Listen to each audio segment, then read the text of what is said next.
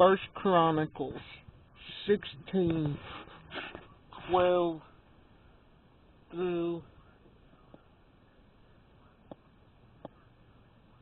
17. O descendants of his servant Abraham, O chosen sons of Jacob, remember his mighty miracles and his marvelous miracles and his authority. You know, this verse, I think of the Abrahamic covenant given from God to Abraham, saying how I'm going to bless you, those who bless you, and curse those who curse you. You will have many sons, and through your descendants, through your lineage, the whole world will be blessed. A reference to Christ there. But being the son of Abraham was something special.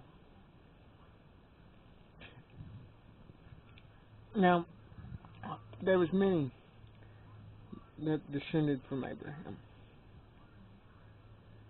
Those Ishmaelites, the Edomites, were descendants of Abraham. But only the Israelites were the sons of Jacob, the only ones called and chosen. While those who may have been sons of Abraham may have been blessed, they weren't chosen by God. Today, we have the choice to choose Christ or reject Him. By choosing Him, we carry in the blessing He gives us. God did many miracles and wonders through times of Israel history. Did many miraculous things that could not be explained. Israel saw most of it. And later we see Paul doing his thing, but at this time there may have been others seeing it.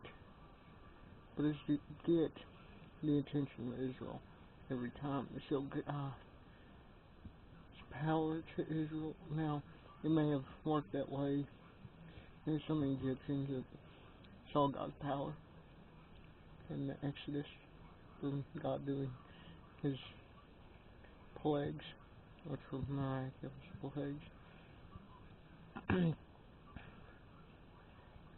So we see that, yeah, but it was to get to Israel's attention. It was always for His people. It shows His authority, shows His power, shows what He can do.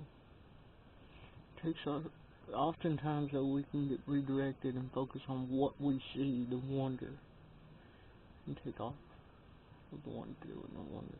Oftentimes with creation was a wonder that He made.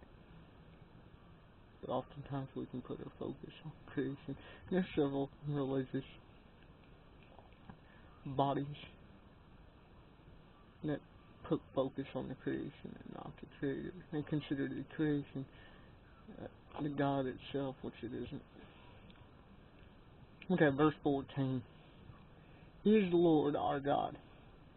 His authority is seen throughout the earth. You know, God commands. There's that song where he commands every lightning bolt where it should go. Put the stars in the sky. He has the power. Nothing is out of God's control. Sin is against God. But God has power over it. That power He showed when He defeated sin on the cross. All we have to do is accept His defeat to sin by accepting Him who He is, and then we defeat the sin.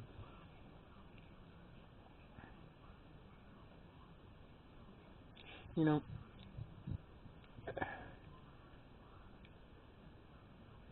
the Scriptures refer to Satan as Prince of this world. To interpret that as King of the earth or Prince of the earth is inaccurate. What it's saying is the corruption, the people, the sin is what he rules over. Not the earth itself, not the creation itself, but the fallen state. God has authority over the earth. He has authority over Satan.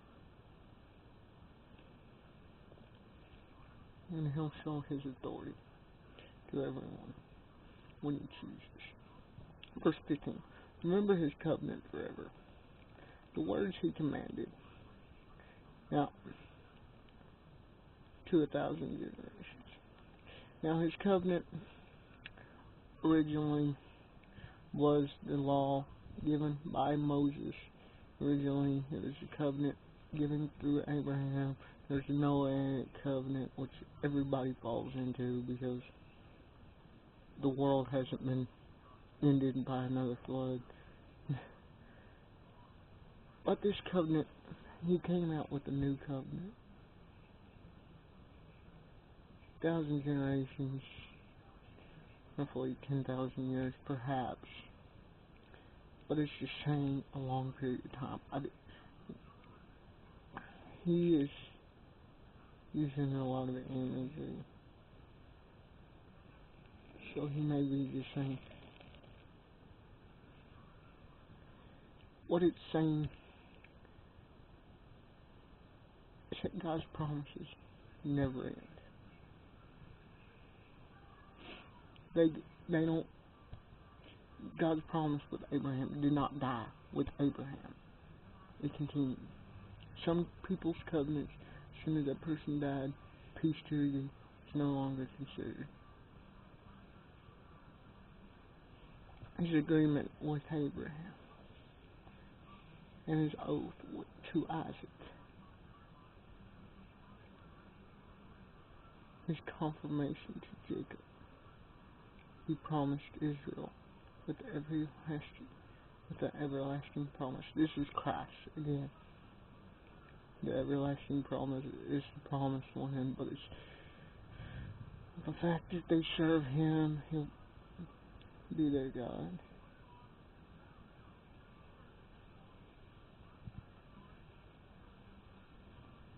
Jacob is a very interesting story in the Bible. But God showed, and after Jacob, it goes to Israel, because all of Jacob's 12 sons were considered God's people at that point. Not all of Abraham's, not all of Isaac's, but all of Jacob's sons were considered Israel, are considered Israel.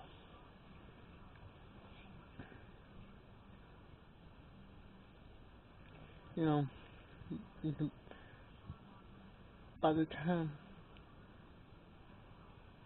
of the Exodus, all the promises were to be fulfilled soon later, if it wasn't for their sin. But the promise of the anointed one, the Christ, Jesus coming.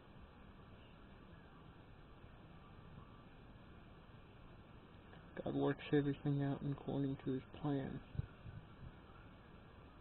And there'll come a time where all these covenants are fulfilled and have come to pass.